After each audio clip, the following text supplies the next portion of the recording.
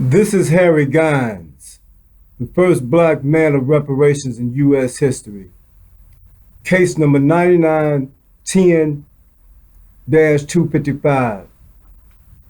I'm coming to you today to bring you part 5 of the sequel, Bringing the Dead to Light. It is a presentation targeted to show how women, in their quest for equal rights, have been denied them. And today we're going to bring a film, and this film is something that we have to get to the forefront in our presentation as early as possible. This is contemporary films, and we want to make sure that they're given all the rights that they are due and deserving for making this film on women's rights, part 2 of their sequel. But today, I'm going to spare you some parts of that film because it is very long. I'm going to bring it in at about the 1920s. At the 1920s, prior, you won't find anything mentioned in that film concerning African American. So, because I have been said to be biased in the presentations of Bringing the Dead to Light, I just thought I would clear the air with this film showing why the position of U.S. black women was targeted, because they've never been given their just desserts throughout history. I mean, since they've landed on the shores of America. So with that, I would like to show you this film. But yet, there is one announcement that I must take the opportunity to make. My presentations are followed by CNN, ABC News, Channel 24, ABC News. I would like all of you to recognize one thing, that this announcement is to be taken serious. I'm making my bid for the office of President of the United States. The reason for that is because, as a poor man that I am, until the White House has such a man in the White House that can give the poor some type of a voice and some type of action within their community, this country, the United States, simply needs to just fall back for 4 years and just let me go to work. That's all I'm asking for, because you've had plenty of politicians come along and overlooking women. I mean, if you look at it, okay, today we're seeing police violence in numbers that it hasn't been seen since slavery, where so many blacks have been killed by the police.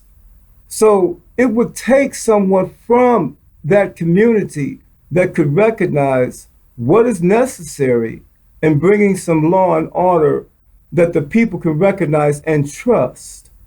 Because the killings have been so bad, and so often, to the point that I'm watching the debates, and I'm not a person really to debate because, the issues are known throughout the world. The issues are known. So I'm not much of a debating person. I'm more of a person that will do. I am a person that works to get things manifested, but I'm working towards it. You see, so what I'm trying to say is, you have a lot of issues throughout the world, as the United States is known as the police of the world. But yet, on the home front, they have always built their society based off the labors of the African American. That is the American system, because democracy has, unless you have a lower class, as democracy tries to spread around the globe, always remember who wants to be the lower class? That is the essence of a democracy. You must have a lower class. But yet, as time comes to pass, we are all here as that lower class.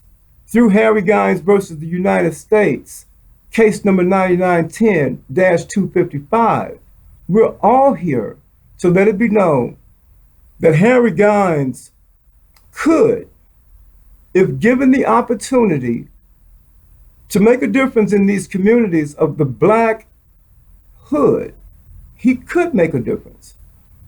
I heard Malcolm speak one time, in one of his presentations.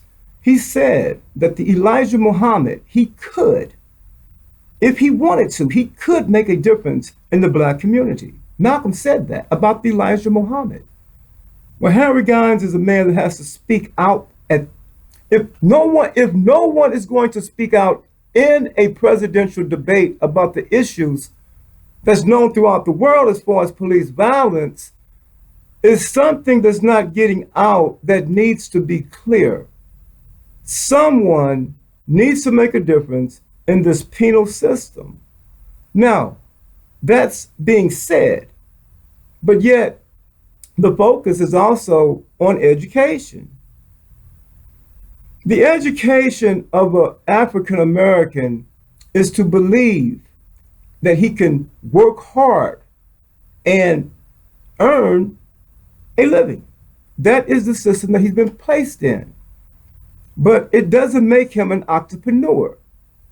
The issues of Lincoln and what you have today are totally at odds for what Lincoln visioned versus the labor system of how it's structured in America, with the African American still being dependent on his former slave master.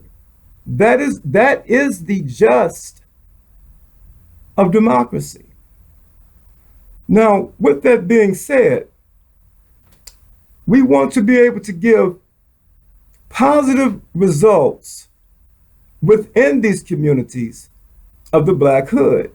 Now, what I'm saying is you have a lot of issues of America. Yes, there are a lot of issues, but all I'm asking for is 4 years. You don't have to reelect me. I'll step down after 4. You ain't got to reelect me. But to let a man like Harry Gines have an opportunity, as Malcolm said, one man, Elijah Muhammad was only one man, but Malcolm said Elijah Muhammad in his era could have made a difference if he wanted to. Well, Harry Gines wants to. It's very simple. I am one man, but from what I've seen in my lifetime, being the age of 62, the politician really, he spins the people to believing something is going to happen, but it never does.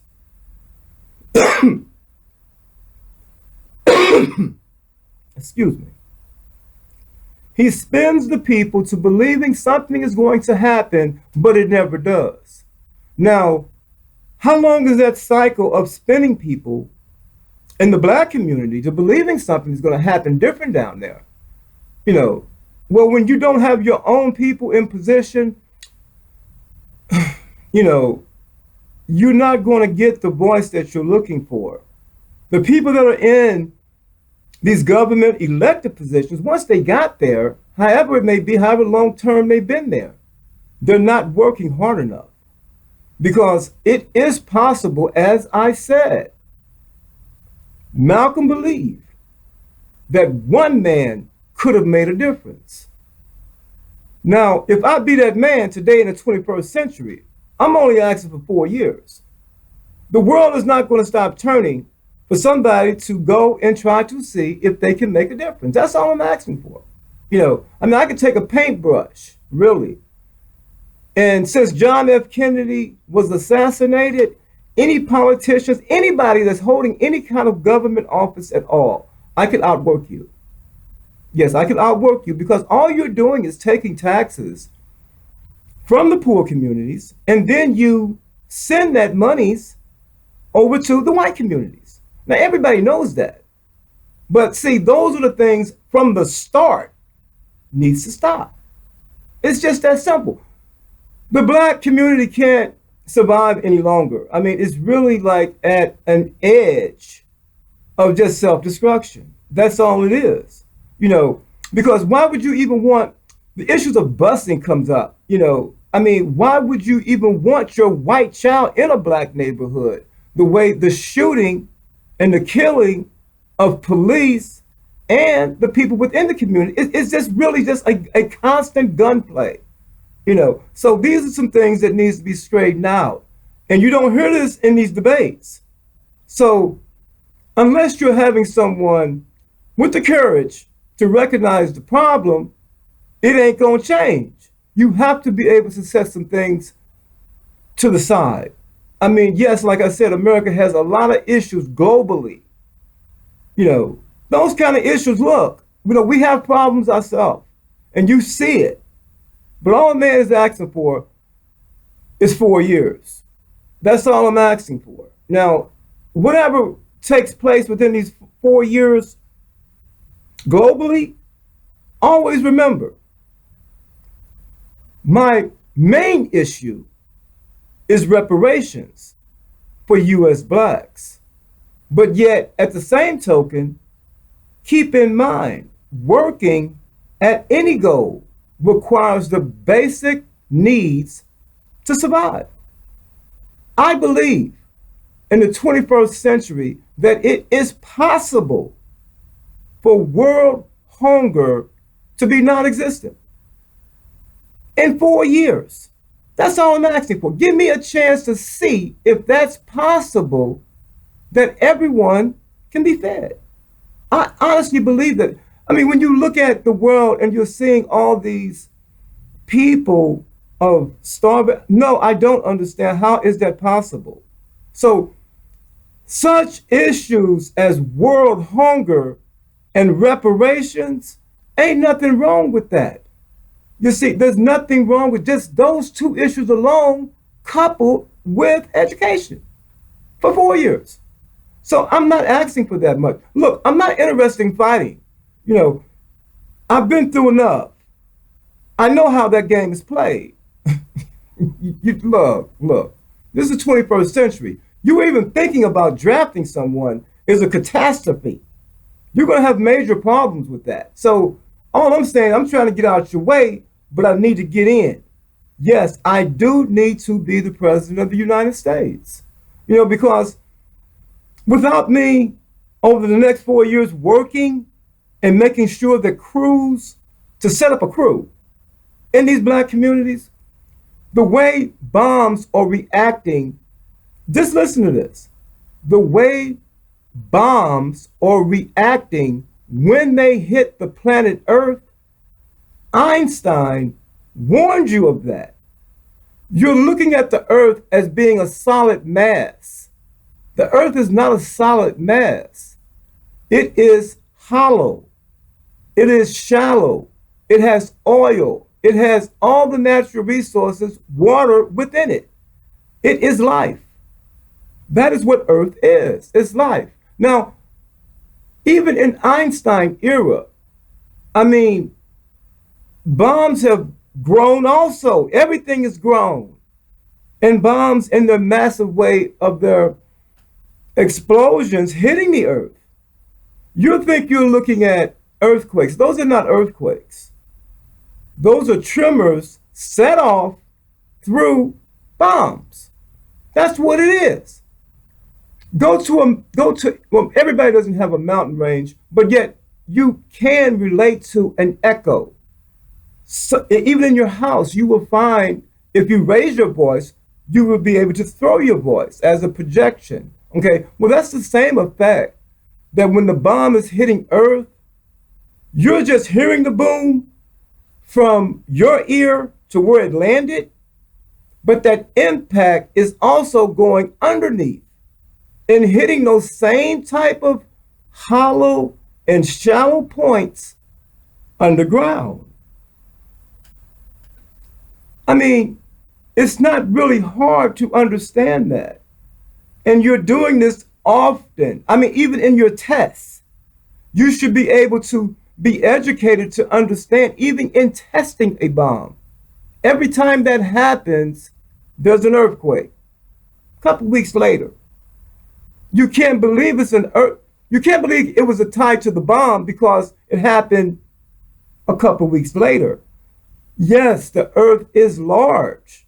So as you throw your voice, you don't hear it instantly. It's a pause before you hear your voice. Well, the earth is very large. So it may take a couple of weeks or so before it makes this reaction from what you did on the surface affects underneath, and that underneath is traveling. Use the globe. All those longitude and latitude lines that you don't teach in education anymore, that's what the globe was for.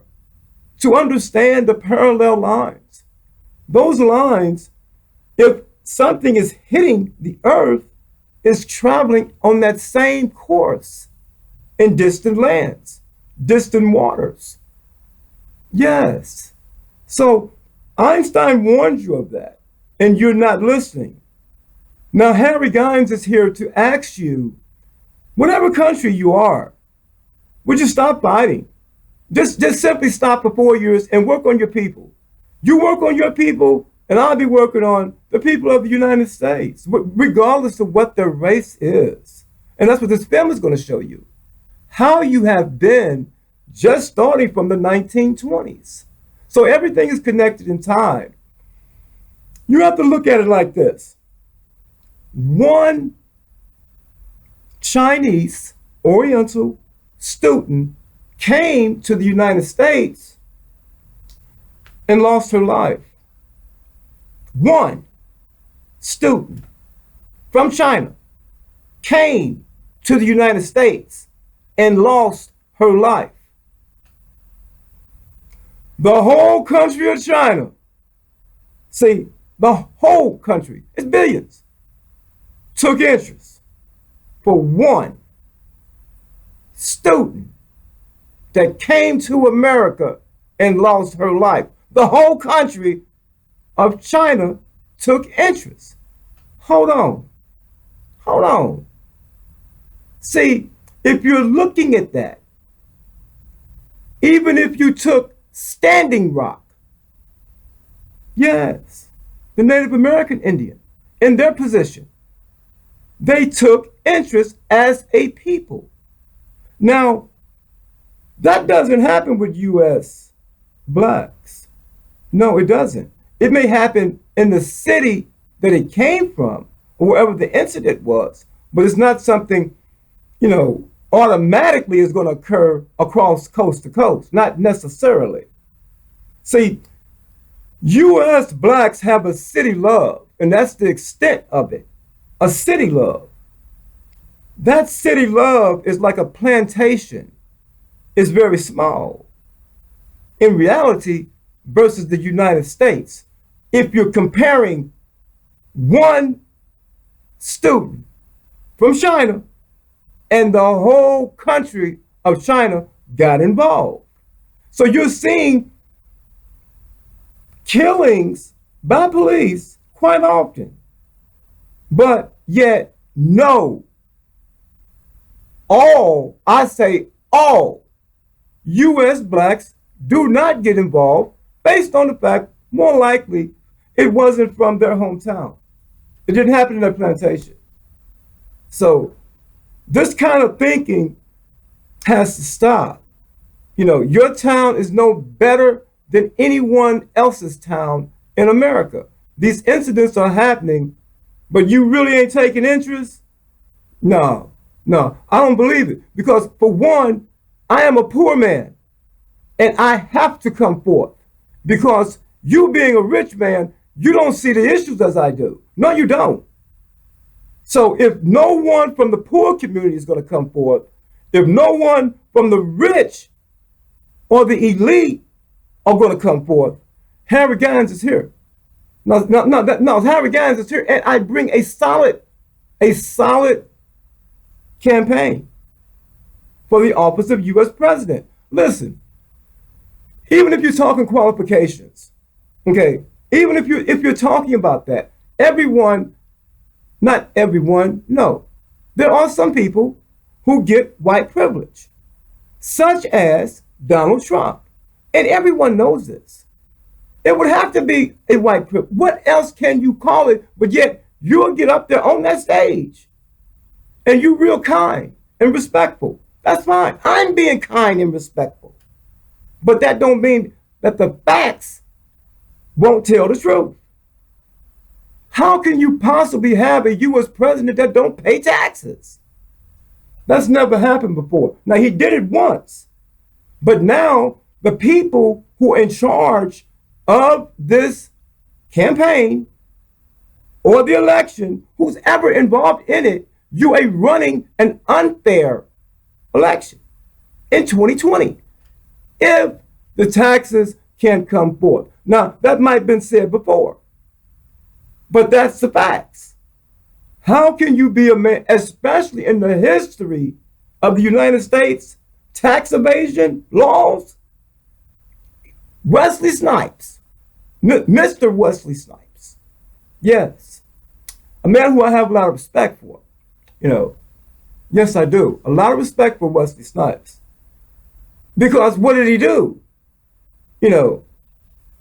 I say that Wesley Snipes, in calculating his taxes, maybe his taxes were calculated wrong. Maybe you might owe him. Because under 3/5, as a black man in the United States, under 3/5 laws, and 3/5 is in the Constitution still. What is it there for? If he calculated his taxes on 3/5, how much was he be owing you? You say he owe you something? What did you calculate his charges on? Because you could owe him something on 3/5, whatever the principle was. And there's another problem. You have a problem with Social Security. Yeah, it's a problem there. You changed FDR laws. That's what you done. Listen. That's kind of low, man. You're taking the elderly's money, and even at 62, they can't get their money at 62. You didn't need to change anything. FDR already had it laid out. Now, what you need going to Social Security monies for? And restructuring the ages for how much money is that they're supposed to get at this age of 62, 65, and 70? So you force a person to work up into 70 to get the maximum of what they supposed to got, which they should have got at 62. You don't need to get involved in the people's money like that. That's what you're doing. You're getting involved with them people's money, keeping them in the labor force. Because whether you gave them $1,300 at 62 or you give him $1,300 at 70, he got so much money up there. What you playing with it for? Let him have his money. That's what you did. You kept him in the labor force, always giving the elderly something to still have to strive for. When they made it to 62, then you didn't flip the game. No, man, that's foul. That's straight foul. Give them people their money. All of it. And if you feel that they still want to work, let them work. That's up to them. At 62, they're deserving of whatever you hold. Now, like I said, I fix it for you right now. If they're still working after 62, you take whatever the point is that they over on the amount that they can work, because you can still work at 62 and draw, but however much money they make, take it off the principal. See, however much money they making, however much money they can make, once it's all tallied up, and you say they owe you still for making so much, taking off the principal. You see, he got 300,000. He over the amount of what he could have made for that year because he kept working. The taxes on it. If it's a problem, go to the principal. That's what you do. He can make all the money he want. That's how Harry guys see it. And they ripping you off, man. They know your lifespan gets shorter. And you know people ain't really making it to 70, but they keeping you in the game. You could have made it off 1,300, but you can't make it off 700. No, you a little short on that one. So I just want to let it be known, the baby boomers that's turning 62, you ain't gonna be able to do it. No, you need more than $700 a month because you've been making more than that all along. But they got you in a trap. Then they turned around and went in them FDR files, them laws of FDR.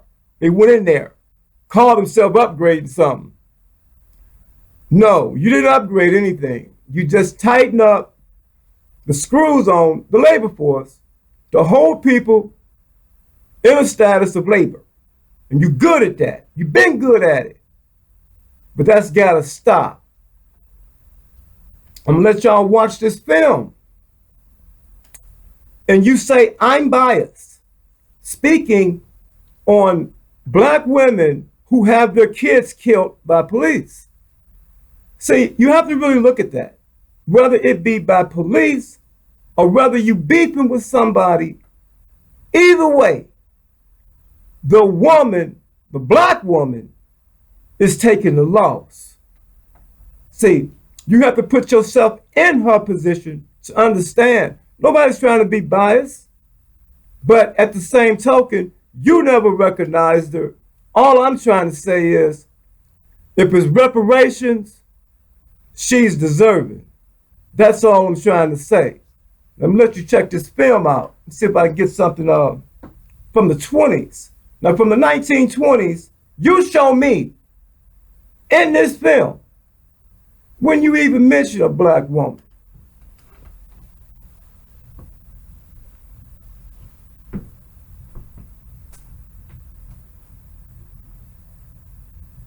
There's a strong force of feminine support in the cause of the West. And then came the Roaring Twenties.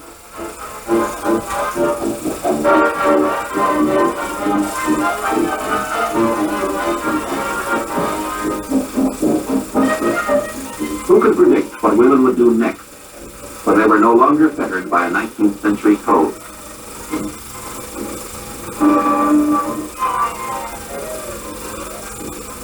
Indeed, they seem to be saying to men, anything you can do, we can do better.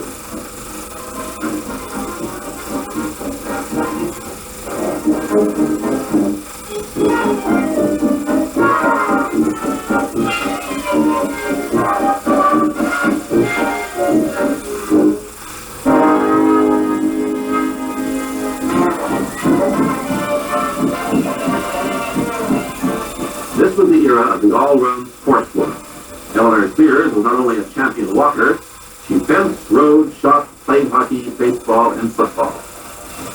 Babe Dietrichson boxed, wrestled, competed in field games, played baseball, basketball, and golf. In 1926, Gertrude Ederle swarmed the English Channel, beating the record set by men. Name the contest, and the women were there. 5 years to the day after the Spirit of Ederle landed in Paris, Amelia Earhart accomplished Lindbergh's feat, flying solo across the Atlantic. She had said, women must try to do things as men have tried. By now, the finishing schools no longer satisfied the demands of the young women, and in the 20s they flocked to women's colleges and to universities.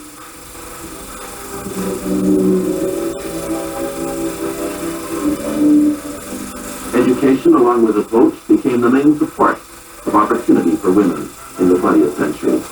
Education gave them new interests and a new awareness of the world around them.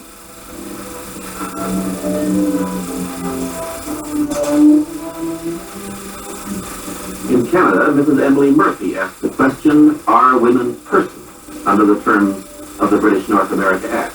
If so, women were eligible for appointment to the Senate. The Supreme Court ruled women were not persons. So Mrs. Murphy appealed to the Privy Council and won. An historic event marked by a plaque outside the Senate chambers. This Privy Council decision paved the way for the appointment of the first woman to the Senate in 1930. Mrs. Karine Wilson. With our newfound rights to citizenship have come added responsibility, and we must familiarize ourselves with many questions which we have hitherto regarded as belonging solely to men. We must form our own opinions and not be content to rely solely upon the intuition which is usually credited to us. In 1929, the first woman was appointed to a British cabinet by Prime Minister Ramsay MacDonald. And our friend Margaret Bunty. Margaret Bunty is a double threat. She is the first woman who has been admitted into the Privy Council. She is now the Right Honourable Margaret Bunty. She is also the first woman who has taken a seat in a cabinet. The United States already had its first woman governor, Ma Ferguson of Texas. And in 1932, Miss Frances Perkins became the first American woman to achieve cabinet rank as Secretary of Labor in the Roosevelt administration. But by and large, women stayed out of the rough, tough world of politics. Most of them, in fact, voted for men. But here and there, the tables were turned, and even men found themselves voting for women, women like Jenny Lee and Ellen Wilkinson in Britain. What is it that makes a country wealth? Surely it is the number of happy homes, the number of children who have a chance in life. You cannot build a happy country or a healthy country or a country that is going to take its place in the world if you are going to build it on the underfed and undernourished bodies of little children. Far more significant than the numbers of women elected were the changes they brought about in laws and political platforms. Women voters were primarily concerned with living conditions, and to appeal to them, politicians had to offer legislation in the fields of health and social welfare.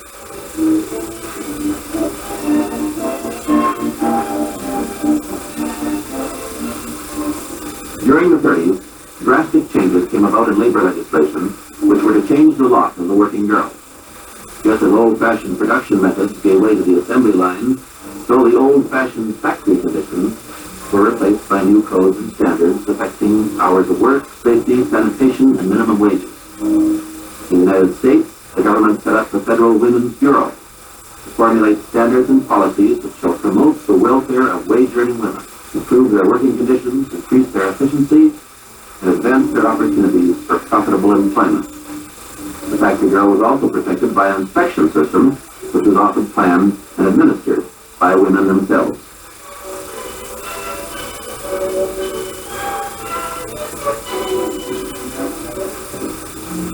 By the end of the 30s, 12 million women were holding jobs in the United States, and on both sides of the Atlantic, regulations were going into effect establishing new standards of industrial safety and cleanliness, conditions of temperature, humidity, and ventilation, and prescribing such items as restrooms, drinking water, and fire escapes.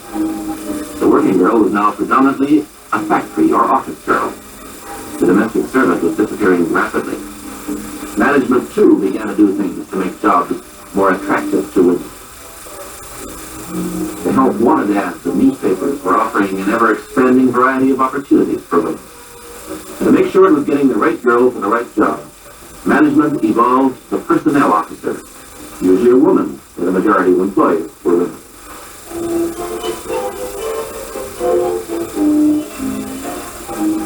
And so women took their places in industry and in the labor unions as well. Once firmly opposed to the employment of women, most unions now accepted the inevitable and welcomed them as full members. In 1900, there were 200,000 women clerical workers in the United States. 30 years later, there were 2 million. The office had become the private empire of that 20th century phenomenon, the white-collar girl.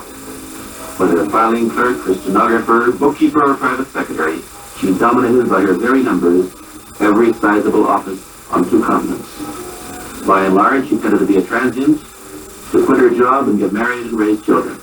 But without her, the business world was ground to a stop. Out of the ranks of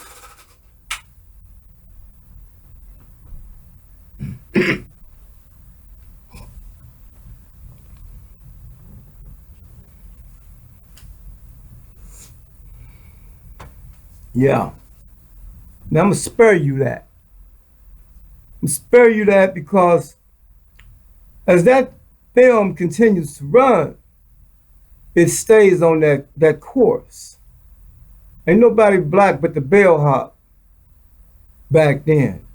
So the black woman never had a chance on anything that would make her an entrepreneur.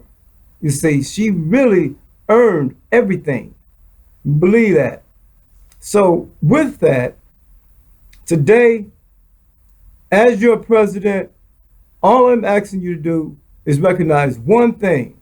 I am a poor man, not able to meet all the requirements. It's up to you to help and support one of your very own. I'm Harry Gines. I'm from St. Louis, Missouri. And if you want to try to extend any support at all, if it's a call to let it be known, put that man on that write-in, something, anything that you can get behind right now, because your issues with the people who I've watched at these debates, they really don't represent you, and you have not been represented since John F. Kennedy. And prior to that, Abraham Lincoln. So you have had no voice, and you want to believe that 2020 is going to make a difference. The only way that's going to make a difference is to get a poor man like Harry Gines in the White House. This is to be taken serious. All I'm trying to do is work. I'm not trying to, look, you can even keep all your files. All I want to do is point out where the work needs to be at and make sure it's getting done. Because see, locally, like I said, the local government has already failed. It doesn't understand how to get involved. You have civil rights activists. I mean, they're not even stepping up to want the job even. When you can see Andrew Young, all of them were once civil rights activists. Bobby Rush, the list is long. All of them were once civil rights, which there is a difference when you hold an elected office. It will be a difference. You must be unbiased. I'm not trying to be biased, but we must be fair. Again, how can you deny a man like Harry Gines, who's been working since the age of 11, paying taxes, but yet you have someone running for office who has yet revealed his taxes? I don't understand it. You want to say I don't qualify for whatever reasons you want to come up with, but yet you will allow this. This is the strongest point to this election right now before it goes any further. You have a candidate that is known to have not completed by all debt. No, all of the requirements go towards everybody. You can't have this elite, that's the word they like to use. They like to use that word elite group who can extend time, where everybody else is fined and punished. So no, enough is enough. You have to stop doing these white privileges acts. They're very plain to the whole world. Okay, it went one time around. He should have resigned, but he didn't. When I say he, I'm talking about Donald Trump, the man who is running for president who has not paid his taxes, and Lord knows how long. So, no, I don't see how you are even thinking you have a fair election. No, not even from the start. So this is Harry Gines, and I hope I have brought you a presentation today that you can be able to say you would want to sponsor Harry Gines, because in sponsoring Harry Gines, that would be your role. Again, my role in the White House is about coming out and working. So security, y'all got a lot of work to do. because I work a lot, so you be watching me. I really don't want you watching me. I will really work you too. Don't come around me in your suits and ties. I'm not really looking for that type of man. It's been enough of that. Everybody wants to put the suit and tie on. We understand your education and your title, but sometimes you have to put your own work in. Presidents of the past, yes, they put their own work in. It was said that Winston Churchill, in the times of World War II, what do you think he did? He was out in the Channel, out in the English Channel, manning a boat with a 50 caliber rifle, checking, protecting his people. Now, do you have these kind of people? No, he ain't been. Donald Trump has not been in the military, okay?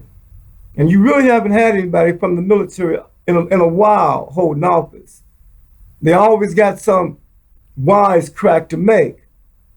No, these people are more deserving in their insults that you like to speak on about the military. Now, what I'm trying to say is, in bringing me into the White House, again, all your secrets, I'm not interested in trying to go through all that. People that are in play, we get a cabinet going. I get a cabinet going. We understand that part of it. But I'm not looking for any of your secrets. Everybody know how democracy has hidden a lot of things. I'm not looking for all that. I don't want the button. Okay, I don't want the button. I'm asking China. China ain't gonna do nothing in 4 years. They know I'm there. I'm not looking for all that, because they don't want none either, because maybe somebody is behind that button. We ain't necessarily, look, the military can be used in many ways. Many ways the military can be used. Let me give you one. I'll give you one right now. Airlifting. Not deporting you, but if you really want to leave the United States, yeah, I'll make that happen for you. There's no reason that you can't be an African American and have access to your homeland. Why not? This is the 21st century. You came to America against your will on a ship, but you can go back. Military ain't doing nothing. They just sitting around with them planes looking to drop some bombs. Now, ain't no bomb. No, I said we're going to stop this. All this feuding and fighting with nations. No, we finna feed. That's what we finna show how great America can be, because we're going to put an end to all this hunger and all this unnecessary killing over territory. Listen, in a minute, it won't even make no sense to be fighting over oil. It really won't. They got a new 2020 Jag out, I believe, totally electric. And here you is, if the Jaguar company can produce such a vehicle totally electric, then what are you fighting over oil for? It really doesn't even make any sense. You could pretty much ban every gasoline gas guzzler out ever been made. The industry gonna change, because technology has no choice but to advance that industry. So you trying to, you got some stocks in it. Yeah, it'd be worthless here in a minute, because oil is not worth bloodshed. And these companies knew this a long time ago, but it's out now. Jaguar has brought out a 2020 Jaguar that's, man, look, fully electric. So why did you always reach it in your pocket trying to buy something that's highly explosive anyway? Highly explosive. Yeah, that's how outdated you are. Everything has a combustion behind it. That's all you know. It's got to have a combustion. Come on, man, that technology been played out a long time ago. It really has. People getting around better on some mopeds. People making their bikes out there. Y'all making y'all bikes. Motorizing your BMXs and all that. More power to you, man. Get around. It's other ways of, getting about. You ain't always got to try to keep up with the Joneses like you riding in a 2020 Jag. They'll make that thing so affordable. A Chevy has always been a poor man vehicle, and they come up with that technology in a minute. Just hold on. Especially if me in the office, I'm going to push for that. Yeah, there's no need for that. Lower your prices on some of that. You really are outrageous with everything is outrageously cost. But you got the nerve to want Social Security to go down? No, something ain't right with that picture. Like I said, this is Harry Guns, and if you want to sponsor Harry Guns to be your president of the United States, make that happen. Because I'm doing all I can to get a write-in on that ballot. But I'm only one man, but I am here and I am available. This makes no sense. All this land you have in this country, this is what people don't understand. What makes America is the land that it's the most richest soil on earth. Even the Elijah Muhammad had a compliment that he gave the European people, that history can only show that they are the greatest farmer the world has ever seen. I always remember that.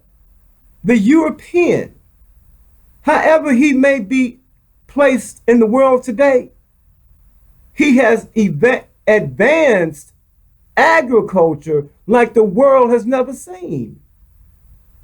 There's no reason for anybody to be hungry, because even the land in the United States, you ain't put a dent in how it could be used. People got everything is large in America, large backyards, and other parts of the world, no, it's not like that. It's not like that at all. You take the land so for granted, we have to stop that. Your waters, your rivers, they're all polluted. Yeah, the people in Michigan, they turn their faucet on. I mean, everything comes out but water.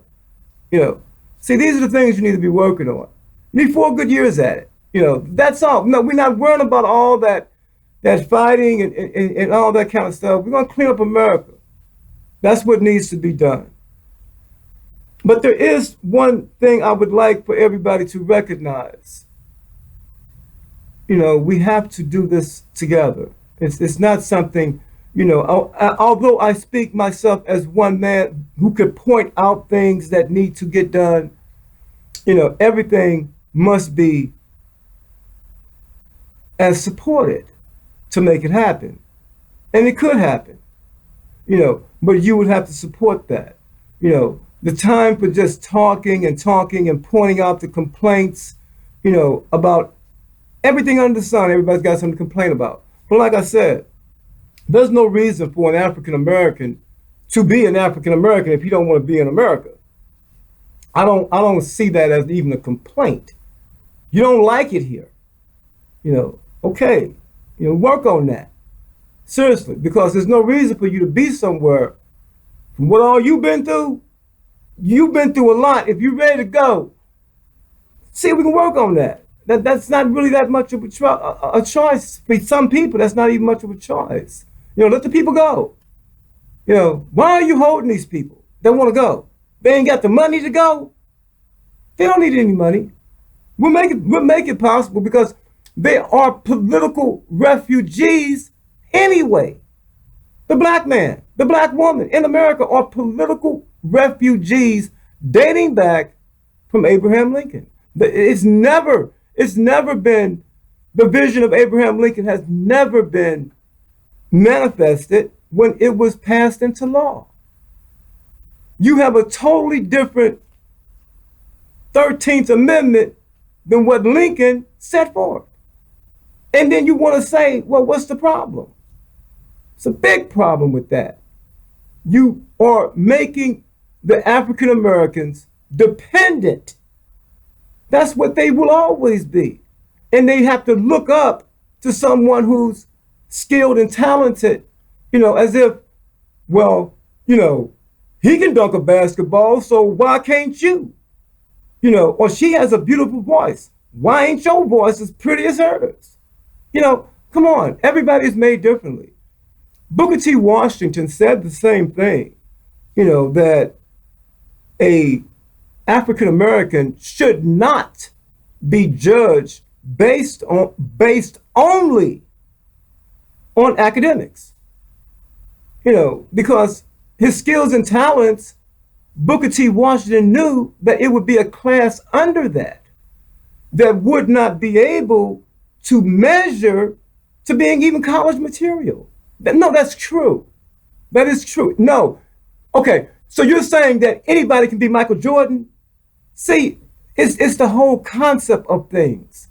Michael Jordan is Michael Jordan. Albert Einstein was Albert Einstein, and you can study all you want. You can keep trying to play that basketball all you want. But that's not who you are until you find yourself. You're looking to find yourself, but you're hoping somebody find you first. Why are you looking for somebody to find you? No, I don't understand that. You should be able to go through the world as Lincoln set for you, not to be dependent. That's all I'm trying to say. Why are you dependent? You're not happy unless you're working for a white man. Seriously, that's how the black man is in America. He's not happy. He must have a white man with a good business. That's what a black man must have. And he's up every day looking, hoping to find that good white man that's going to put him on a team. That's what it's about. That is not what Lincoln had in mind for you. No. You were supposed to be an entrepreneur by birth in America. That is what Lincoln wanted. See, even Paul Mooney said the same thing. That's true. No, you know it. So you know it's true, but yet, as time then passed, and even a black man won't even listen to another black man. You can even show a black man in black and white, something in paper.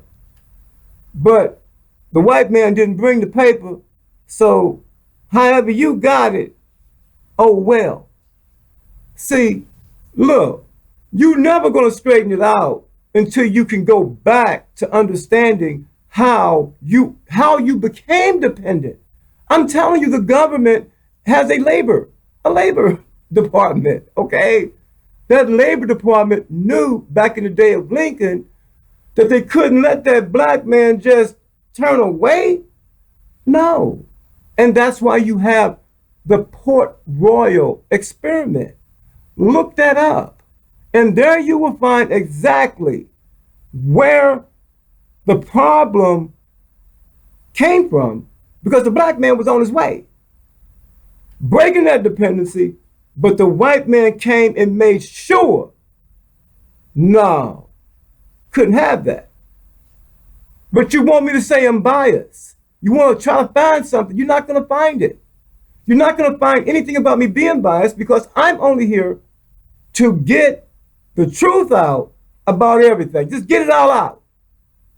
Let's get it all out. And then you'll be able to say, well, yeah, right, yeah, that's right. You can do something about it, but you just won't let him. Neither one wants to let go because they don't even know what Lincoln wrote. So it's real easy. It's easy to keep tricking a black person. It's really easy. It is. I mean, if you never even read what Lincoln wrote, it's an embarrassment, but the world knows.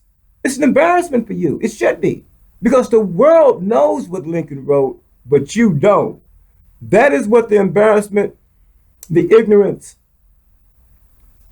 how it just keeps compounding century after century. Now that Abraham Lincoln is gone, it's going on too long. You must know these things as far as you being born in America to be an entrepreneur.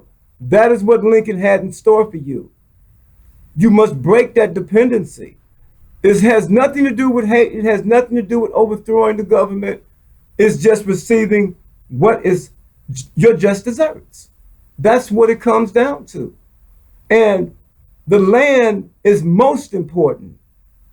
Most important. You take that check, that's not what I have in mind. No, that's not totally what I have in mind. There could be some funding, yes, but you can count on some work projects involving agriculture.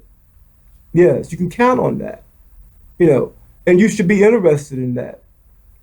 Now, I'm going to let you go because today I have brought a presentation within my time frame, and I just hope that I was received in a positive fashion because I'm not here to cause problems or to disturb the election one way or another.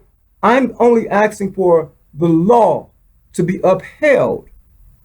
And it's very unfair for anybody to take a man and give him a white privilege as the world sees Donald Trump getting. See, the American people must look at that. It's not a issue anymore, that, how you say, like, it's withheld or kept secret. No, the world sees it, you see. And myself being, on this social media, and being followed, like I said, by major mainstream networks such as CNN, ABC News, CBS News, yes, you really do need to take things serious as far as how it can happen. How can it happen that a man could be running for office that's pending some taxes? And for how long?